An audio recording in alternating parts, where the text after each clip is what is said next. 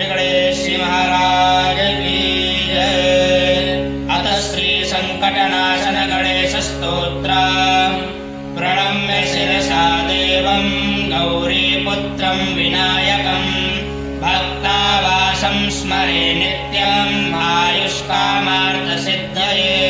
प्रथमं वक्रतुण्डं च एकदन्तं द्वितीयकं तृतीयं कृष्णपिङ्गाक्षं गजवक्त्रं चतुर्थकं लम्बोदरं पञ्चमं च षष्ठं विकटमेव च सप्तमं विघ्नराजेन्द्रं धूम्रवर्णं तथाष्टमं नवमं भालचन्द्रं च दशमं तु विनायकम् एकादशं गणपतिं द्वादशं तु गजाननं द्वादशैतानि नामानि त्रिसन्ध्यं या पठेन्नरः न च विघ्नभयं तस्य सर्वसिद्धिकरं परं।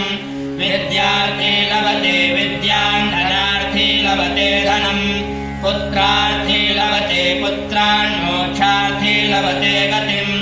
जपेत गणपतिस्तोत्रं षड्भिर्मासै फलं लभेत् संवत्सरेण सिद्धिं च लभते नात्र संशयः। अष्टभ्यो ब्राह्मणेभ्यश्च लिखित्वा या समर्पयेत् तस्य विद्या भवेत् सर्वा गणेशस्य प्रसादेन।